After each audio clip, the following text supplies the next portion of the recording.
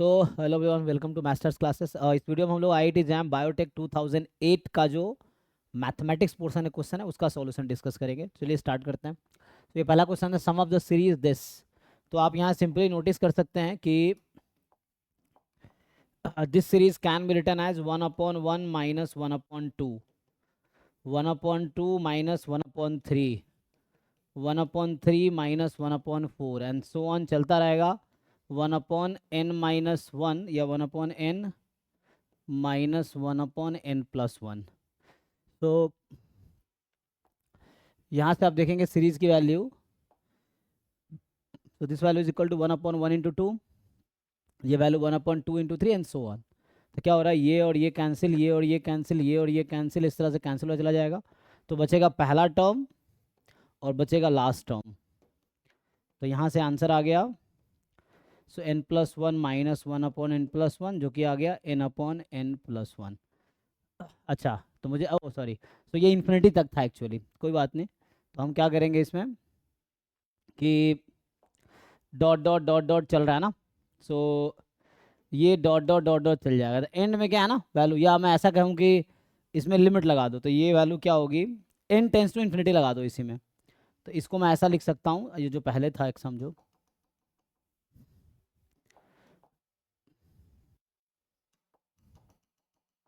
तो इसको अगर हम कंटिन्यू करेंगे या n टेंस टू इन्फिनिटी लगाओगे तो इसकी लिमिट 1 आ जाएगी, इसकी लिमिट 1 आ जाएगी।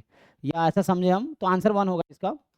या ऐसा समझे दूसरे तरीके से कि अगर इन्फिनिटी तक है ये, तो क्या होगा, अभी मैंने कैलकुलेट किया था सम n तक का, इन्फिनिटी तक अगर जाएंगे हम तो होगा कि ये फर्दर कंटिन्यू होता चला जाएगा। और जब n बहुत लार्ज होगा तो 1/n की वैल्यू लगभग 0 हो जाएगी, तो टर्म 0 हो जाएंगे, तो बचेगा सिर्फ पहला टर्म, तो 1। अगर ये फाइनाइट नंबर ऑफ टर्म्स होते तो पहला और लास्ट बचता, लेकिन चूंकि इन्फिनिटी तक जा रही है तो कैंसिल हो जाएगी और लास्ट में क्या बचेगी, क्योंकि ये इन्फिनिटी तक सम है, डॉट डॉट डॉट है, सो डॉट डॉट डॉट है, तो वैल्यू एट द एंड 1 आ जाएगी, जिसका आंसर 1 होगा। या जो मैंने पहले कैलकुलेट किया था उसमें n टेंस टू 1 ले लीजिए, n टेंस टू इन्फिनिटी ले लीजिए, तब भी वही आंसर आएगा। आइए, ये जो क्वेश्चन है कि the maximum value of this subject to this, तो पहले आपको इसका ग्राफ बनाना पड़ेगा एंड देन इसका हम लोग सॉल्यूशन निकाल पाएंगे। तो इसमें क्या है कि इस रीजन का ग्राफ बना के देखते हैं। तो ये कह रहा है कि maximum value of 3x1 + 5x2 subject to x1 between 0 and 4, x2 between 0 and 6 and 3x1 + 2x2 less than equal to 18। तो पहले ये लाइन बना लो। सो लाइन बनाओगे, सो 3x1 + 2x2 is equal to 18 का ग्राफ बनाओ। तो इसको 18 से डिवाइड करेंगे, x1/6 और x2/9। तो यहाँ 6 होगा, यहाँ 9 होगा, इसको ज्वाइन कर लो, ये है। अब कह रहा है कि x1 4 तक जाएगा, तो ये x1 एक्सिस है और ये वाला x2 एक्सिस है। तो x1 की वैल्यू 0 से 4, तो x1 यहाँ 0 है, बीच में 4 होगा कहीं पे, तो लेट्स से ये 4 है। सो x1 की वैल्यू 4 है, तो उस लाइन में x1 को 4 रख दीजिए। तो उस लाइन में आप x1, इस लाइन में x1 को 4 रख दो, 4 3 या 12, 18 - 12 6, 6/2 3, तो ये 4,3 होगा। तो यहाँ पे 3 है, ओके। और x2 की वैल्यू 0 से 6 है, x2 6 तक जाएगा, तो ये मान लो x2 6 है, तो ये लाइन है x2 = 6, ये लाइन था x1 = 4, और ये वाली लाइन है 3x1 + 2x2 = 18। ठीक है, तो अब क्या होगा, तो उसने बोला हुआ x की वैल्यू 0 से 6, 0 से 4, ये, तो ये हमारा सॉल्यूशन रीजन, ये आ गया आपका फिजिबल रीजन एक्चुअली।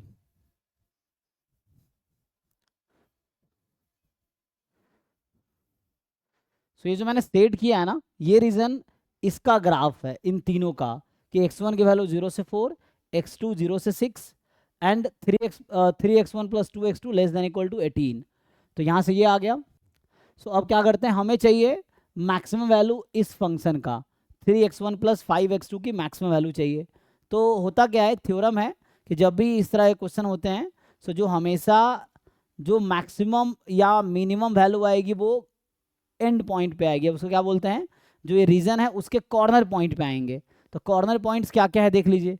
सो ये है 4,0, तो मैं यहाँ कॉर्नर पॉइंट लिख देता हूँ। एक है 40, ये वाला, ये है 00, एक ओरिजिन भी है, ये ओरिजिन है, ये 4, ये क्या होगा 4,3। सो अगला है 4,3, और क्या है, ये वाला क्या है, तो यहाँ पे y कोऑर्डिनेट 6 है, मतलब x2 कोऑर्डिनेट 6 है, तो इसमें x2 को 6 रख दो। तो 6 2 12, 18 - 12 6, मतलब 2 आ जाएगा, 2,6। तो ये 2,6 है, तो एक कॉर्नर पॉइंट है 2,6, और ये वाला कॉर्नर पॉइंट क्या है 0,6। तो 0,6।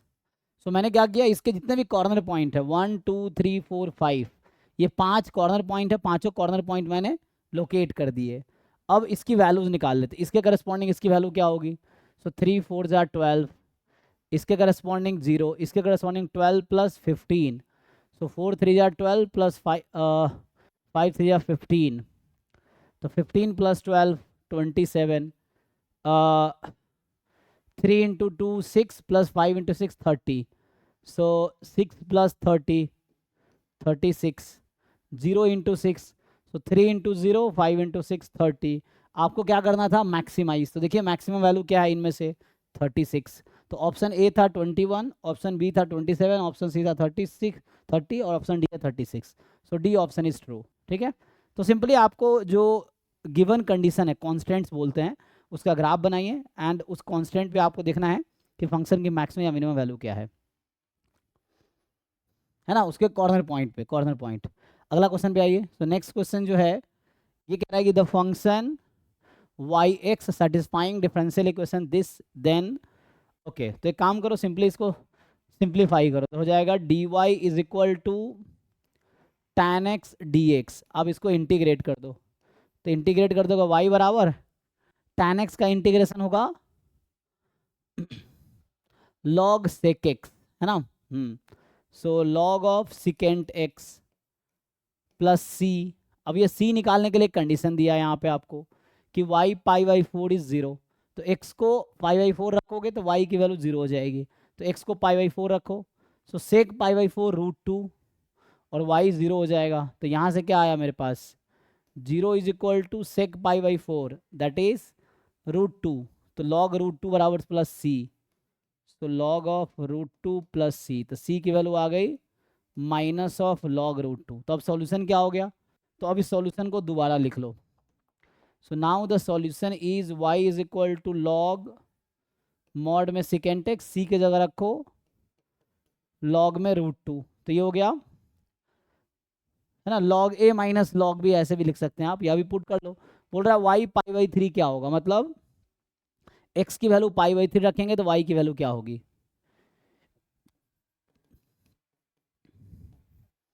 सो x को अगर आप π/3 रखते हैं तो y की वैल्यू क्या आएगी, तो y आएगी log सिकेंट π/3 माइनस log √2, और सेक π/3 कितना होता है, cos 60 डिग्री sin 30, तो 1/2 होगा ना ये।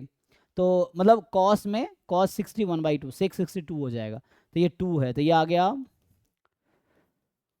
log 2 minus log √2।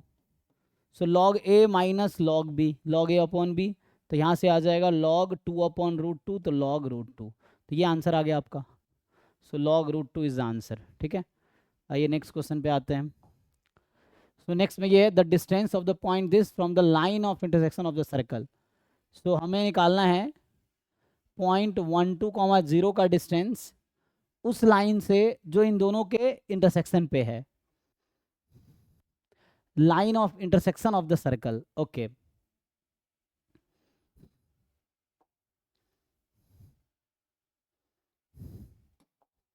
सो ग्राफ बनाते हैं।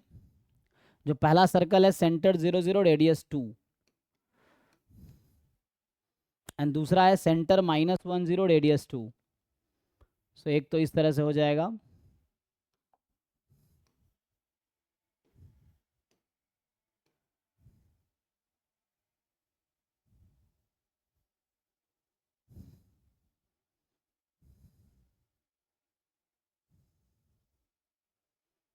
और x -1, 0, तो ये पॉइंट है -1, 0 और रेडियस है 2।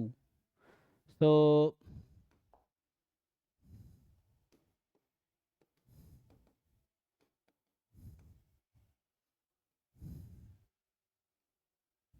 ये कुछ इस तरह सर्कल होगा।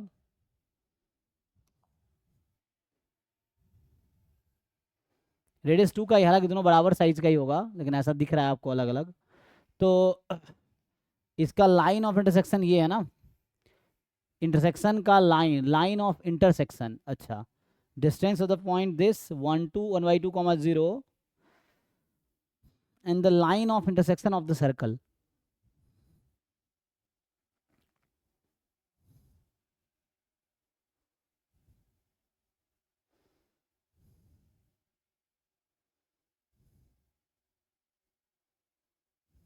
तो ये इंटरसेक्शन पॉइंट्स ये हैं।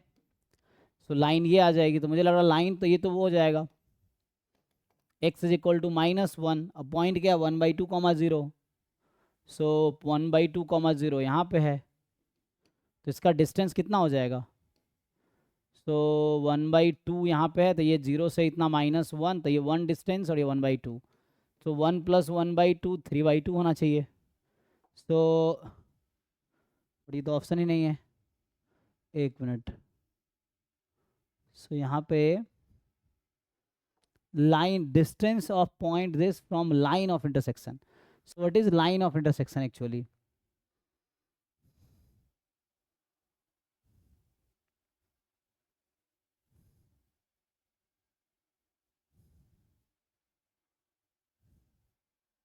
अच्छा, मैंने गेस किया ना, ये कितना कहाँ कट रहा होगा एक्चुअली। सो मे बी इसका what is the intersection point, चलो इंटरसेक्शन पॉइंट निकालते हैं। सो हम दोनों को साइमल्टेनियसली सॉल्व करके देख लेते हैं।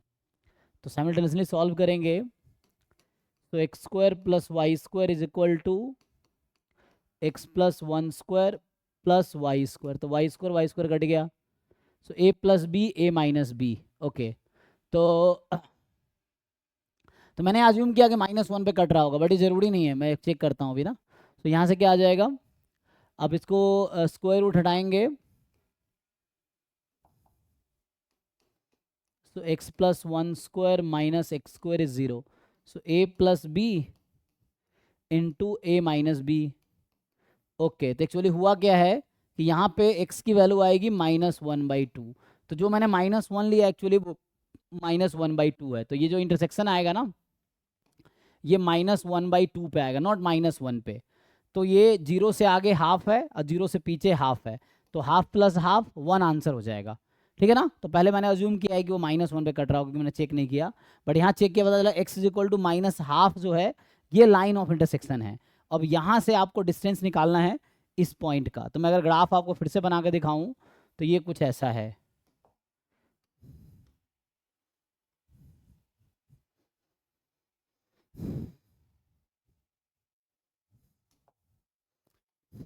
तो जैसे एक था सेंटर 0 0 एक इस तरह से है। तो यहाँ पे मैं ये बोलना चाह रहा हूँ, ये जो इंटरसेक्शन है ना, दोनों सर्कल जहाँ पे इंटरसेक्ट कर रही है, तो रफली ग्राफ बना रहा हूँ। तो ये ग्राफ एक्चुअली वर्टिकल लाइन होगा, और ये लाइन होगा x इक्वल टू -1/2। मैं ये बोल रहा हूँ, यहाँ जैसे -1, यहाँ -2, तो इसका सेंटर कितना था, ओ अच्छा सेंटर -1 था।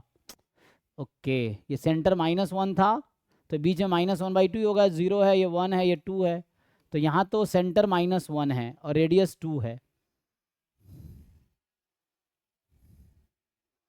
अच्छा, ग्राफ ही गलत बनाए थे हमने ना, सेंटर -1 रेडियस 2, -1 0।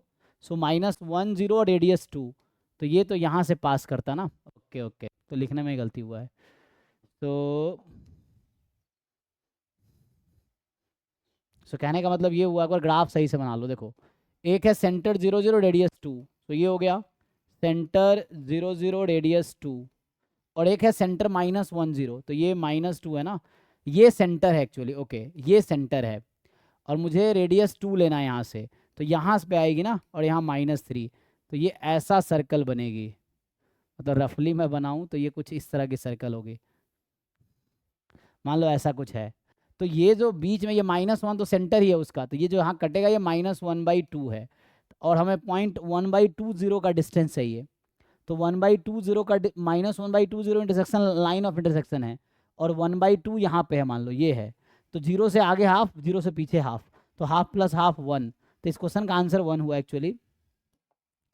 तो इसका आंसर 1 होगा, है ना। तो मतलब करना क्या है, पहले दोनों को साइमल्टेनियसली सॉल्व कर लो। उससे लाइन ऑफ इंटरसेक्शन आ गई x इक्वल टू -1/2, और मुझे हाफ 0 से डिस्टेंस निकालना है। तो x इक्वल टू, तो 0 के राइट में है प्लस हाफ ये पॉइंट, और 0 के लेफ्ट में है line of intersection minus half, तो हाफ प्लस हाफ 1 हो जाएगा। एंड आगे क्या बोल रहा है ये,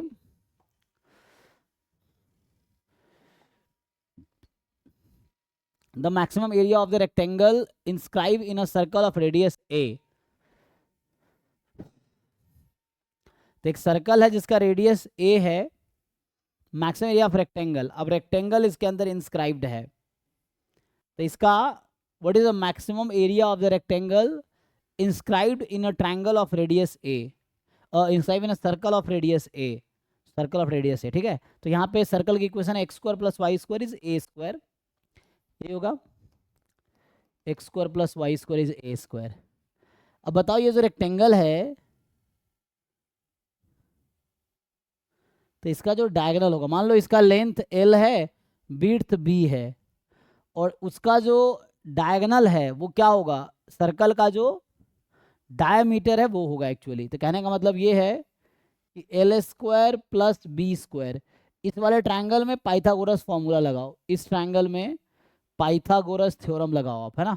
सो when you apply Pythagoras theorem in this triangle, so l square plus b square is equal to 2a का होल स्क्वायर। तो यहाँ से एक की वैल्यू निकाल लो, तो मान लो b की वैल्यू निकाल लेता हूँ, तो ये आ जाएगा 4a square minus L square, ठीक है, ये b की वैल्यू आ जाएगी 4a square minus L square. Okay, मुझे क्या चाहिए, maximum area of the rectangle inscribed in a red circle. तो सर्कल के अंदर एक रेक्टेंगल बनाया, उसका मैक्सिमम एरिया क्या पॉसिबल है ये मुझे निकालना है। So what is the maximum possible area, so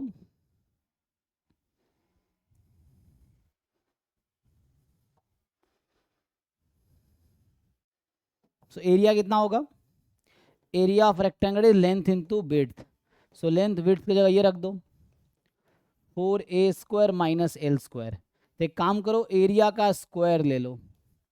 so area का स्क्वायर करोगे तो L square 4a square minus L square, ये आ गया। अब क्या करते हैं, हम इसको एक फंक्शन मान लेते हैं। तो मुझे एक क्रिटिकल पॉइंट चाहिए, क्योंकि कोई फंक्शन है ना, मैक्सिमम या मिनिमम कहाँ पे होगी, अपने क्रिटिकल पॉइंट पे। तो पहले मुझे क्रिटिकल पॉइंट निकालना पड़ेगा, है ना। तो हमें पहले क्रिटिकल पॉइंट निकालना पड़ेगा। तो उसके लिए हम इसको मान लेते हैं, ये मान लो कोई फंक्शन है जी एल। तो इसको सिंप्लीफाई कर लो थोड़ा सा, तो ये आ गया 4a square L square minus L की पावर 4, ये आ गया। सो 4a स्क्वायर एल स्क्वायर, सो जी डैश एल, तो इसको डिफरेंशिएट कर लो, तो ये हो जाएगा 8a square l minus 4l cube is equal to 0। So इसको सिंप्लीफाई कीजिए, यहाँ सिंप्लीफाई करोगे आया था l की वैल्यू 0 होगी, या फिर सिंप्लीफाई करो, इसको सॉल्व करो, कॉमन ले लो, 4 कॉमन लेके हटा दो, तो 2a square minus L square, तो आएगी l square is equal to 2a square, तो l की वैल्यू √2a। सो जीरो तो हो नहीं सकती, क्योंकि अगर रेक्टेंगल का लेंथ 0 हो गया तो रेक्टेंगल बनेगी ही नहीं, है ना। तो इसका मतलब है कि l की वैल्यू √2a होगी। तो ये l की वैल्यू जब √2a होगी तो इसका एरिया मैक्सिमम होगी, क्योंकि मैक्सिमम की बात कर रहा है। तो क्वेश्चन क्या था, सो क्वेश्चन था कि what is the maximum area now. तो इसका मतलब है कि जो लेंथ है ना वो √2a हो गई, तो इसको पुट कर दो यहाँ पे। सो एल की वैल्यू रखो √2a, तो एल स्क्वायर हो जाएगा 2a square, 4a square minus 2a square, 2a square 2a square का root √2a। So b is √2a, l is √2a, ये आ जाएगा। तो एरिया कितना हो गया, तो अब एरिया आ गया, so area is l into b, है ना। इसको मल्टीप्लाई करो, सो √2 तो 2a स्क्वायर हो जाएगा। सो एरिया इज √2 इंटू √2 है ना, 2a स्क्वायर हो गया, तो ये 2a square is the area, ये आ जाएगा, ठीक है। यहाँ पे है the complex number this equals, तो जस्ट हमें क्या करना है, पावर 6 लेना है। काम करते हैं, इसको पोलर फॉर्म में कन्वर्ट कर लेते हैं। तो जब पोलर फॉर्म में कन्वर्ट करेंगे तो ये हो जाएगा, इसको कॉस में क्या लिख सकते हैं, सो मैं इसको लिख सकता हूँ कॉस π/6 प्लस आयोटा साइन π/6 और इसकी पावर है 6। तो होता है डी मॉइवर्स थ्योरम, वो ये कहता है, क्योंकि इसको मैं लिख सकता हूँ ई की पावर आई थीटा, तो आपके लिए बता दूं मैं, ई की पावर आई थीटा होता है cos theta plus iota sine theta. तो यहाँ से सिंपली आप देख सकते हो कि ई की पावर आई थीटा की पावर एन लोगे तो ये हो जाएगा cos n theta plus iota sine n theta, क्योंकि ये मल्टीप्लाई होगा ई की पावर, जब इसको मल्टीप्लाई करोगे कितना हो जाएगा ये, तो ये हो जाएगा ना ई की पावर आयोटा एन थीटा। तो यही फॉर्मूला अगर फिर से यूज़ करोगे आयोटा एन थीटा के लिए तो ये इसके इक्वल आ जाएगा, तो वही मैं यहाँ यूज़ कर रहा हूँ। तो जस्ट पावर एन करोगे ना इस पे, कहने का ये मतलब है कि मैं दोनों तरफ पावर एन कर दूँ तो ये वाली चीज़ इसके इक्वल आ जाएगी, मैं ये बोलना चाह रहा हूँ। Cos theta plus iota sine theta की पावर एन जो होगी cos n theta plus iota sine n theta होगी। पुट कर लो तो यहाँ से आ जाएगा cos π/6 into 6 cos pi plus iota sine pi, cos pi कितना -1, तो आंसर आ गया -1। तो इस क्वेश्चन का आंसर है -1। तो इसको बोलते हैं डी मॉइवर्स थ्योरम जो मैंने लिखा है। आइए नेक्स्ट क्वेश्चन पे आते हैं। सो नेक्स्ट कह रहा है कि λ1 λ2 are the values of lambda for which this equation holds, then λ1 plus λ2 is. तो डिटर्मिनेंट खोलना है, आइए डिटर्मिनेंट ओपन कर लीजिए। तो अगर मैं डिटर्मिनेंट ओपन करूंगा तो क्या होगा, 1 टाइम 2 - 1 तो ये 2 हो जाएगा, minus lambda time lambda plus 0 बराबर 0 आ जाएगा। तो यहाँ से आ जाएगा 2 minus lambda square is 0, so lambda is ±√2। ठीक है, सो ये आ गया। तो एक √2 एक -√2 सम करोगे तो क्या हो जाएगा 0, है ना। सो λ1 इज √2, λ2 इज -√2, तो ऐड कर लो तो λ1 प्लस λ2 0 आना है, तो 0 आ जाएगा। Next 90 a fair coin is tossed 100 times, है ना। सो एक फेयर कॉइन को टॉस किया 100 times, so a fair coin is tossed 100 times, the probability of getting tails an odd number of times is. So एक फेयर कॉइन को हमने 100 बार toss किया, क्या प्रोबेबिलिटी है कि odd number of times tails आएगी। ओके तो देखो, जैसे अगर मैं इस क्वेश्चन में suppose I take x as number of times tail comes, so actually हमने 100 टाइम टॉस किया है, तो x का जो डिस्ट्रीब्यूशन होगा ना वो होगा बाइनोमियल 100 कॉमा, अब एक कॉइन को टॉस कर रहे हैं, टेल आने की क्या प्रोबेबिलिटी है 1/2, तो ये हो जाएगा 1/2। अब हमें चाहिए ऑड नंबर ऑफ टाइम्स, तो x बराबर 1। अच्छा यहाँ सपोर्ट अगर देखोगे तो x का जो सपोर्ट हो सकता है, मतलब x की जो पॉसिबल वैल्यूज़ हैं वो हो सकती है 0 1 2 अप टू 100, है ना।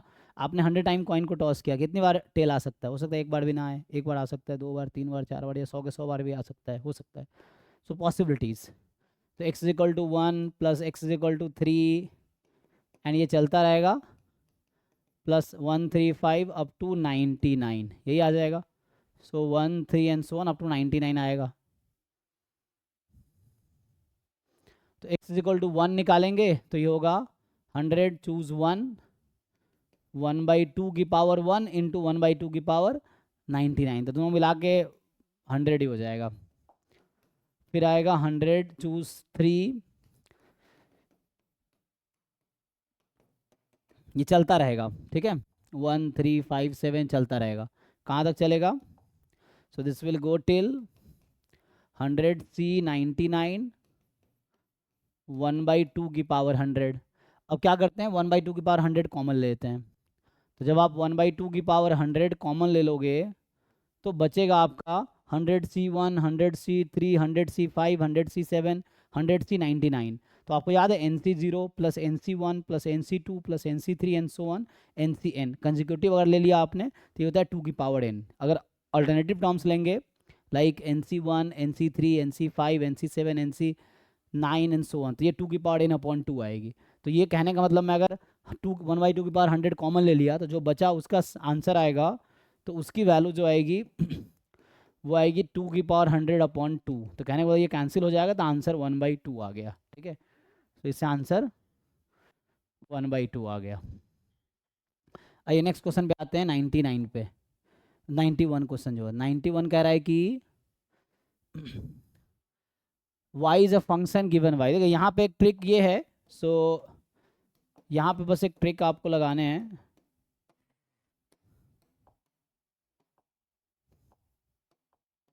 सो y is square root x plus. अब x प्लस के बाद जो टर्म है अगर आप केयरफुली देखेंगे तो वो भी एक्चुअली y ही है। This is nothing but y। ये रिकर्सिव है ना, दिस इज रिकर्सिव सीक्वेंस। तो अगर आप ये दो टर्म को अगर आप हटा देंगे, पहले दो टर्म जो है, तो उसके बाद जो है वो भी एक्चुअली y है, क्योंकि इसमें इनफाइनाइट टर्म्स हैं, उसकी वजह ये है। तो आप जस्ट क्या कीजिए, ये आ गया स्क्वायरिंग बोथ साइड कर दीजिए। So y square is x plus y. अब आपको क्या चाहिए, आपको चाहिए dy upon d x at 0 0। पहले डिफ्रेंशिएट कर लो y के रेस्पेक्ट में, नहीं डिफ्रेंशिएट कर लो x के रेस्पेक्ट में, क्योंकि dy अपॉन डी एक्स चाहिए। तो derivative of y is x, तो डिफ्रेंशिएट कर लीजिए। तो यहाँ से आ गया 2y dy by d x is equal to 1 plus dy by d x. तो यहाँ से जब आप सिंप्लीफाई करेंगे तो कितना आ जाएगा simplify, dy upon d x term एक साइड ले आओ और without D by d x उस तरफ ले जाओ। जब सिंप्लीफाई करोगे, यहाँ लिख देता हूँ, तो ये आ जाएगा 2y minus 1 dy by d x is 1। तो यहाँ से dy अपॉन डी एक्स की जो वैल्यू आएगी 1 अपॉन 2y माइनस 1 आ जाएगी। ठीक है, तो dy upon d x is यहाँ से ये आ गया। अब क्या कर रहा है, x को 0 y को 0 रख दो, तो रख दो x को 0 y, x तो है नहीं, y को 0 रखो। 2 इंटू 0 1 अपॉन -1 आंसर है। तो इसका आंसर -1, जो पहला ऑप्शन था वही आंसर है। सो -1 इज आंसर, ए ऑप्शन -1 ही। अब ध्यान से देखिए, तो ऑप्शन ए -1 ही था, वही आंसर है। नेक्स्ट देखिए, ये 92 पे आते हैं।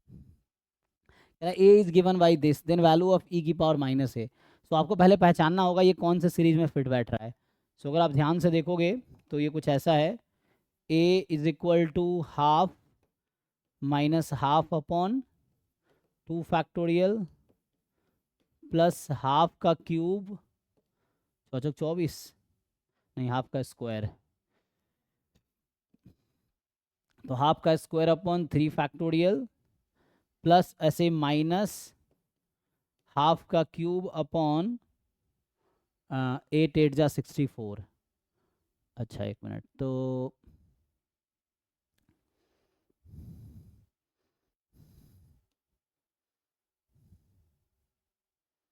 तो 1/2 का स्क्वायर था ना, ओके। तो यहाँ मैं क्यूब करता तो 6 होता ना, 8 3 24 क्यूब, हाँ। अब यहाँ पावर 4 ले लो, 4 ले लो तो कितना होगा, 16 चौके 64, तो 2 ही रह गया। अच्छा एक मिनट, तो इसका मतलब 3 फैक्टोरियल नहीं, ये गलत है ना, 8 3 24 ना, जस्ट 3। मैं इसको कहीं ना कहीं सीरीज में फिट करना चाह रहा हूँ। देखो, सो रहा है half this upon 2 this upon 3 this upon 4। अब ऐसा हो जाएगा, देखिए, हाँ ये ठीक है। सो ये चल रहा है प्लस हाफ की power 5 upon 5 minus and so on. तो ये कुछ ऐसा है, अगर आप मैं हाफ को x जैसा रख दूं तो ये सीरीज एक्सपेंशन है। किसका सीरीज एक्सपेंशन है, so if you remember x minus x square by 2 plus x Q by 3 minus x 4 by 4 plus x 5 by 5 and so on. तो ये है log 1 प्लस एक्स, इसका एक्सपेंशन है। तो यहाँ से अगर आप लिख देंगे इसी चीज़ को, तो ये जो नंबर दे रखा है, दिस नंबर, ये जो a है, that a is nothing but log 1 plus 1/2, ऐसा है एक्चुअली। और ये 1 प्लस 1/2 है, तो हो गया log 3/2, ये log 3/2 हो गया। अब आप कह रहा है कि e की पावर माइनस a बताओ, तो पहले माइनस से दोनों तरफ मल्टीप्लाई कर दो। सो माइनस से मल्टीप्लाई या काम करते हैं, लॉग को लेफ्ट में बुला लो, तो ये हो जाएगा e की पावर a। सो e की पावर a इज 3/2। अब रेसिप्रोकल कर दो, तो रेसिप्रोकल करोगे, सो 1 अपॉन e की पावर a सो ई की पावर माइनस ए, और ये हो जाएगा 2/3, है ना, जस्ट रेसिप्रोकल कर दिया तो 1 ई की पावर ए, ई की पावर माइनस है, तो यहाँ ई की पावर माइनस हो गया 2/3, तो इसका आंसर है 2/3, ये हो गया।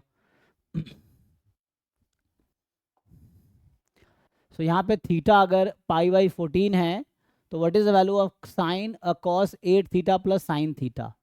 तो हम लोग क्या कोशिश करते हैं, देखिए ध्यान से, इसमें जो 88 क्वेश्चन है इसमें बता रखा है कि थीटा जो है π/14 है ना, तो हम 7 थीटा की वैल्यू क्या ले सकते हैं, π/2 हो जाएगी।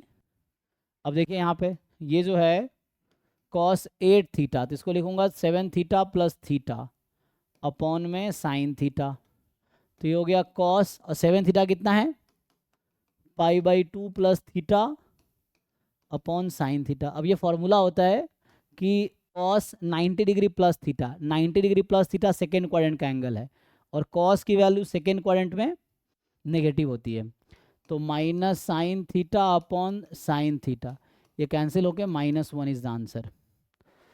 सो -1 is the answer, simple.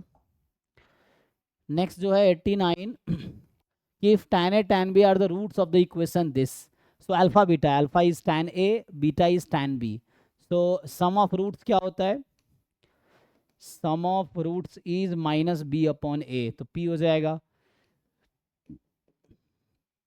Product of roots क्या होता है, c अपॉन a, q हो जाएगा। Then value of tan a plus b, तो आपसे पूछ रहा है कि what is the value of tan a plus b, तो ये हो जाएगा tan a plus tan b upon 1 minus tan a tan b, यही पुट कर लेंगे। सो पुट कर लीजिए, तो यहाँ से आ जाएगा tan a plus tan b की वैल्यू है q अपॉन 1 माइनस, नहीं sorry, tan a plus tan b is p, so p upon 1 minus q is the answer. तो p अपॉन 1 माइनस q, तो d is the answer, p upon 1 minus q। इसमें है कि the shortest distance of point given from the straight line this, तो उस line से इस point का शॉर्टेस्ट डिस्टेंस चाहिए।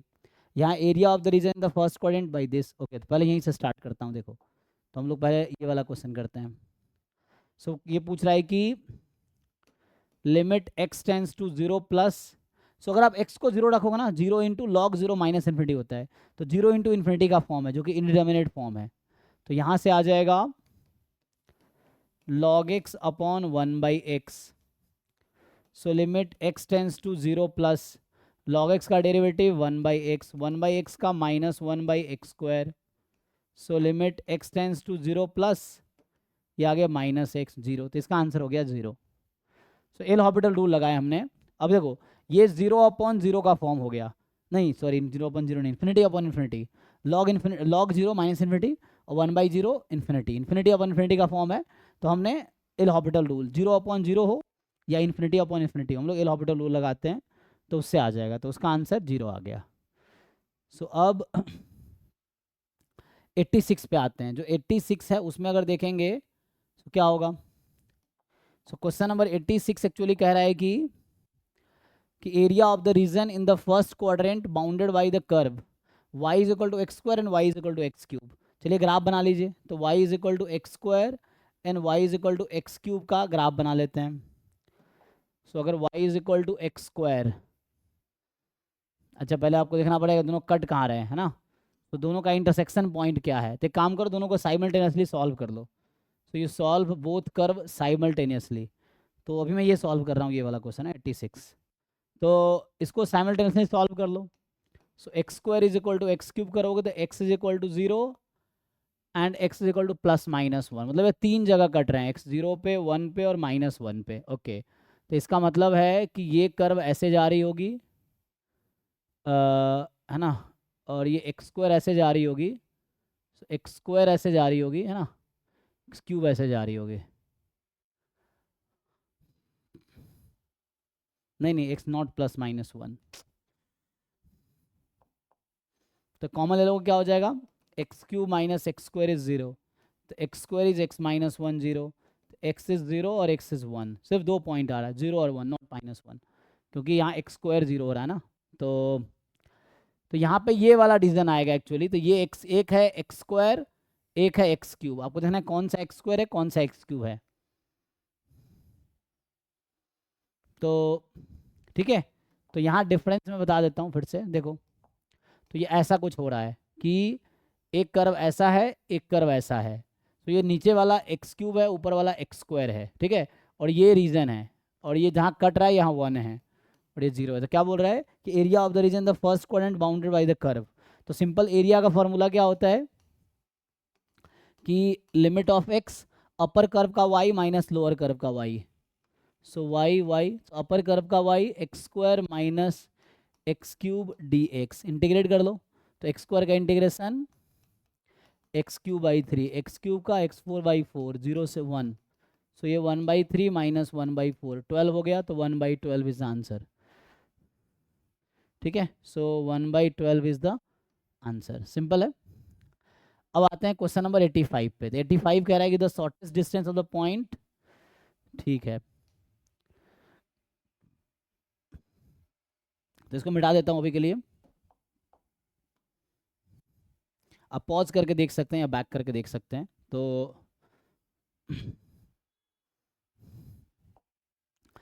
इस पॉइंट से उस लाइन का डिस्टेंस निकालना। लाइन 3D में है,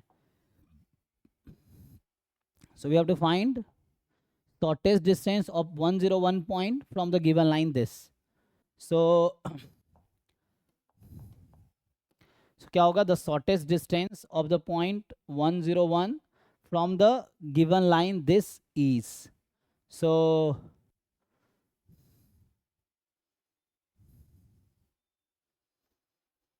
तो एक काम करते हैं ना, लाइन पे हम पैरामेट्रिक फॉर्म निकाल लेते हैं। देखिए सिंपल ये है ना कि ये एक पॉइंट है 101 और ये एक लाइन है।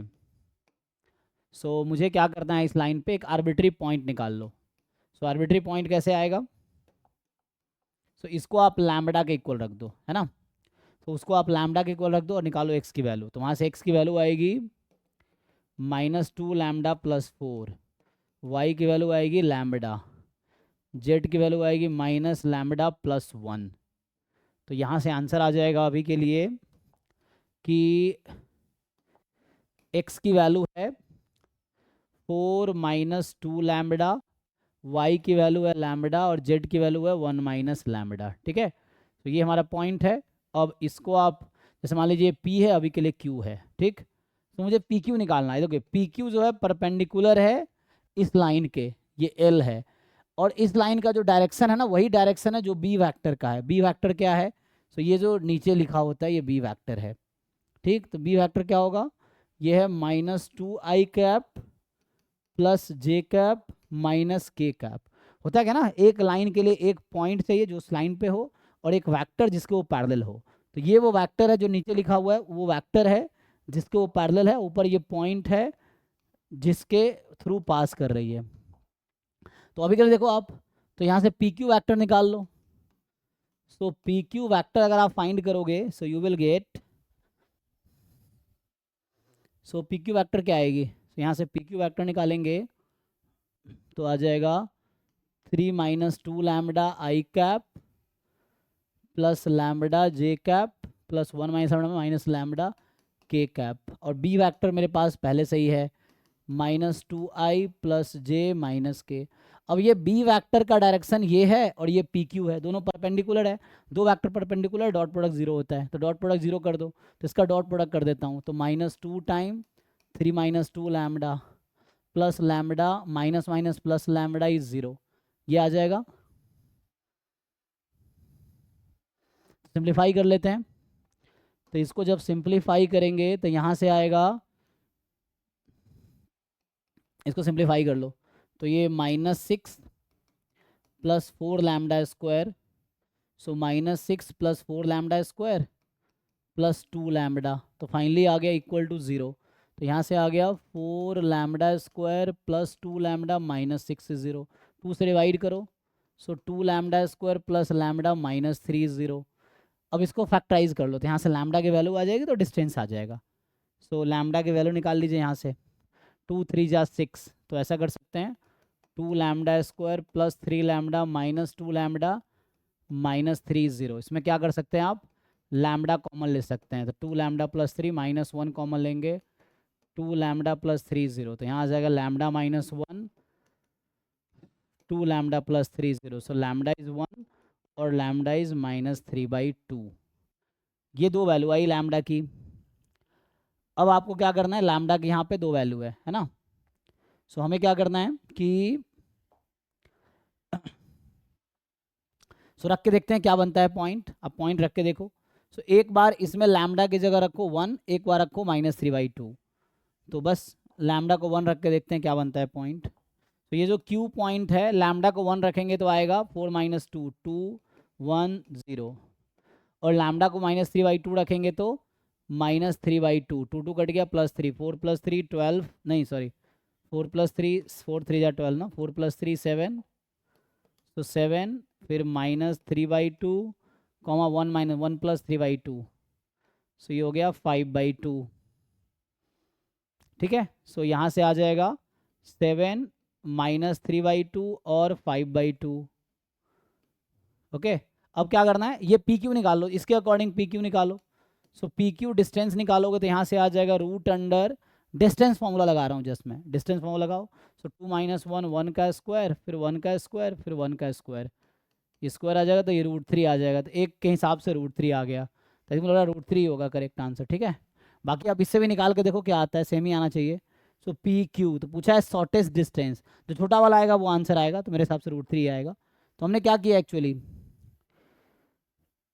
ये पॉइंट था 101, इससे डिस्टेंस निकालना था इसका, तो ये वेक्टर पे पहले आर्बिट्री पॉइंट निकाल लिया यहाँ से एक्स वाई की वैल्यू, फिर ये पी क्यू वैक्टर निकाल लिया, पी क्यू वैक्टर बी के परपेंडिकुलर, डॉट प्रोडक्ट 0, वहाँ से लैम्डा आ गया, लैम्डा की वैल्यू हमने पुट करके क्यू निकाल लिया, फिर पी क्यू के बीच का डिस्टेंस डिस्टेंस फॉर्मूले से निकाल लिया। तो ये हो गया। अभी लास्ट देखिए, सो बोल रहा है कि ये जो वैक्टर है ए बी सी आर को प्लेनर, देन पी क्या होगा। तो एक फॉर्मूला होता है, अगर ये वैक्टर को प्लेनर है, 3 वैक्टर, सो 3 वैक्टर को प्लेनर है तो 2 वैक्टर है ना, 2 वैक्टर है, तो एक फॉर्मूला ये होता है कि a2 - a1 dot b1 cross b2 जो होगा वो 0 होगा।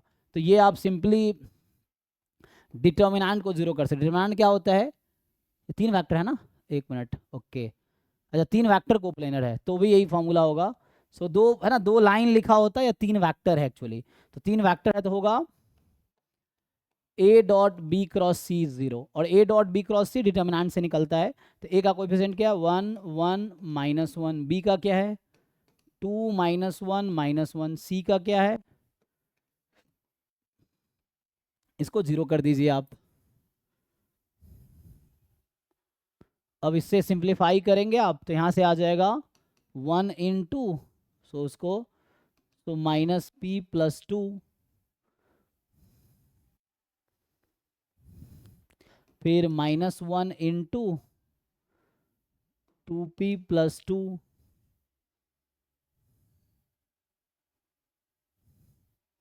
एंड आ जाएगा -1 × 4 + 2 6 बराबर 0। तो यहाँ से आ गया -p+2 -2p - 2 -6 0, सिंप्लीफाई कर लीजिए। सो -2p - p -3p -2 + 2 cancel, -6 is 0, तो p बराबर आ जाएगा -6/3 -2, p is -2, so -2 is the answer. Next जो है लास्ट क्वेश्चन अभी के लिए ये होगा कि committee of 4 members is to be formed out of 6 men and 4 women. So मेरे पास 6 मेन है एंड 4 वुमेन है, और मुझे क्या बनाने हैं, 6 लोगों की कमिटी बनानी है। So committee has to include at least 2 women, तो मुझे कम से कम 2 लोगों को इंक्लूड करना है। सो लाइक पहला केस हो सकता है, मुझे कम से कम 2 वुमेन तो चाहिए ही, सो 2 वुमेन कम से कम चाहिए, तो 2 वुमेन लेंगे, और मुझे बनाने हैं 4 लोगों का मेंबर, तो मुझे 2 मुझे क्या चाहिए 2 मेन लेना पड़ेगा, 3 वुमेन लेंगे तो 1 मेन लेना पड़ेगा, और कह रहा पर्टिकुलर, अच्छा a particular woman is always selected, एक वुमन तो सेलेक्ट हो गई हमेशा, अच्छा तो इसका मतलब है number of way it is formed is okay. So a committee है of 4 members is to be formed out of 6 men and 4 women, लेकिन इन्होंने कंडीशन कर दिया ना। सो है ना, ऐसा हो सकता था कि लाइक 4 वुमेन चुन लो तो 0 मेन हो जाएगा, बट ये सिचुएशन नहीं है यहाँ पे। यहाँ पे कंडीशन क्या कह दिया कि अब particular woman is always selected, तो एक वुमन तो सेलेक्टेड है ही, तो उसका सोचना ही नहीं मुझे।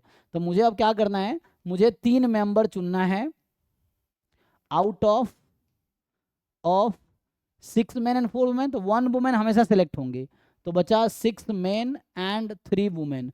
उसमें 3 मेंबर चुनने हैं मुझे, so I can choose in how many ways. So ऐसा एक वुमेन तो सिलेक्टेड है ही, और एटलीस्ट 2 वुमेन होने चाहिए, तो यहाँ से एक वुमेन चुन सकते हैं, 2 वुमेन चुन सकते हैं। तो एक वुमेन चूज करेंगे तो मुझे 2 मेन चूज करना पड़ेगा, 2 वुमेन चूज करेंगे तो 0 मेन चूज करना पड़ेगा, है ना। और अ particular woman is always selected.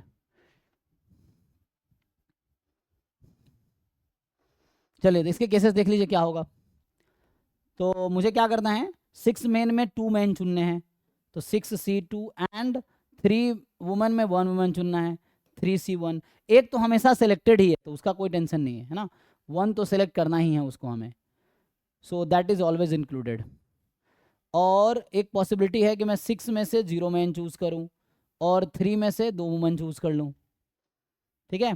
तो यहाँ पे हम चूज़ 3 लोग ही कर रहे हैं क्योंकि एक ऑलरेडी सेलेक्टेड है, 1 वुमन ऑलवेज सेलेक्टेड। तो कितना हो गया, 2C2 1, 3C1 3, और प्लस 6C0 1 और 3C2 3, तो 3 + 3 6 केसेस टोटल। अच्छा तो मैंने अभी एक केस लिया ना just, committees to be formed in number of way it can be formed. A committee of 4 members is to be formed out of 6 men and 4 women. So 10 लोग total है, 1 woman is always selected, ठीक है, और that should include at least 2 women, तो 1 woman selected है। The number of way it can be formed,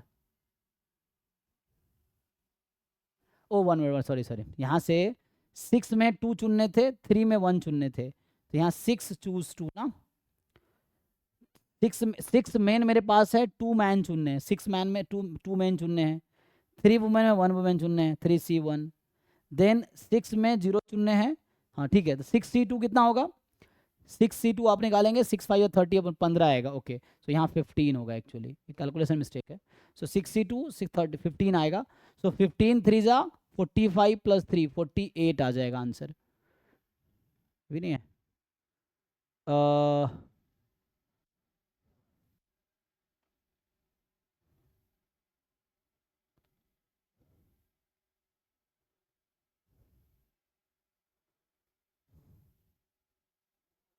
so 1 particular woman बाहर हो गई ना, सो 1 पर्टिकुलर वुमन इज आउटसाइड, हाँ सी इज ऑलरेडी सेलेक्टेड।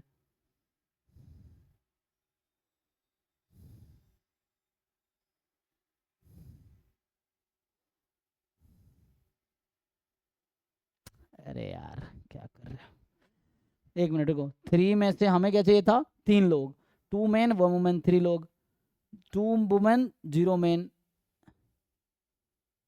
नहीं, एक केस और बनेगा ना। सो एक केस क्या होगा यहाँ पे, कि मैं अगर 1 वुमेन को चूज़ कर रहा हूँ 2 मैन आएगा, 2 वुमेन चूज़ कर रहा हूँ तो 1 मैन आ सकता है ना, क्योंकि मुझे 4 लोग चुनना था, 1 particular woman is always selected. तो यहाँ से 1 मैन 2 वुमेन, 2 वुमेन 1 मैन। अगर मैं 3 वुमेन चूज़ करता हूँ सो 0 मैन चूज़ करना होगा। So let me write it again, so मैं फिर से लिख देता हूँ। सो यहाँ से देखिए अब, सो 6C2 एंड 3C1 और 6C1 एंड 3C2 और 6C0 एंड 3C3। तो इसको सिंप्लीफाई कर लेते हैं, कितना आता है, तो यहाँ 6C2 आ जाएगा 15 × 3 और 6 × 3 और 1 × 1, तो ये आ गया 45 + 18 + 1, तो कितना 45 + 64 हो गया ये, ठीक है, 64 होना चाहिए answer. So 64 is the answer actually finally. So यहाँ 3 केसेस थे, एक पर्टिकुलर वुमन हमेशा सेलेक्ट हुई है। सो इसी के साथ ये हमने IIT एग्जाम बायोटेक्नोलॉजी 2008 का PYQ सॉल्यूशन देखा जो मैथ्स का था। Thank you.